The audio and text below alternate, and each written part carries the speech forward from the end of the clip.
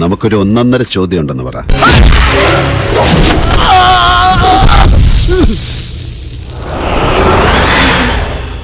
അല്ല, എനിക്ക് ഒരു പെൺകുട്ടി എന്നോട് പറയണേ ആ പെൺകുട്ടിക്ക് എന്നെ ഇഷ്ടമാണ്, എനിക്ക് ഇഷ്ടമാണെങ്കിൽ അതോടെ ഈ ക്രഷ് എല്ലാം തീരും.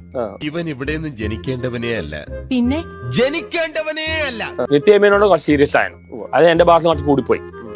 ഇപ്പോ വേണുഗോപാൽ ജിക്ക് എന്ത് തോന്നുന്നു? ഒരു ലോട്ടറി അടിച്ച സുഖം. ഞാനിപ്പോ ഭയങ്കര ഇന്റലക്ച്വൽ ആയിട്ട് ഫിലോസഫിയിൽ പറയുമെങ്കിലും പ്രണയത്തിന് ആദ്യം വരുമ്പോൾ നമ്മുടെ ഹൃദയമാണ്.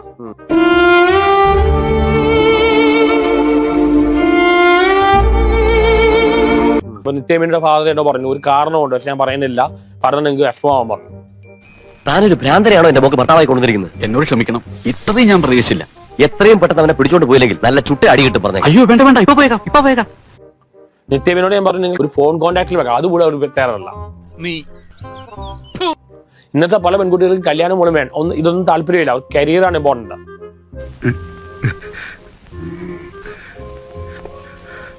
എന്താ ഇത്? എന്തിനാ കരയുന്നേ?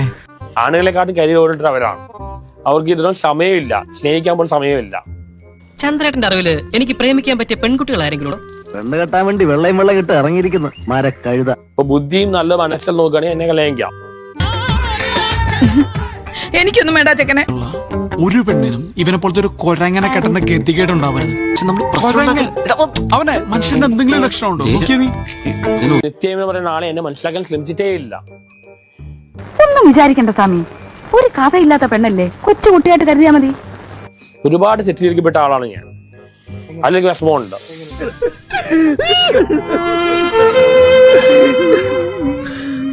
പല പെണ്ണുങ്ങളുടെ വിചാരം ഞാൻ കോമാളിയാണ്, ഞാൻ PhD ചെയ്യുന്ന ആളാണെന്നോ ഇങ്ങനത്തെ ആളെന്നോ അവർക്കറിയില്ല. എന്താ ഇത് നോക്കി, വേണമെങ്കിൽ അവന്മാർക്ക് വേണ്ടി ഞാൻ മാപ്പി വയ്ക്കാം. മുൻശുണ്ടിയും കുറച്ച് അസൂയയും നല്ല വിവരക്കേടും ഉണ്ടെന്നേ ഉള്ളൂ. അവൻ പാവ. അങ്ങനെയൊക്കെ വഴിയില്ലോ.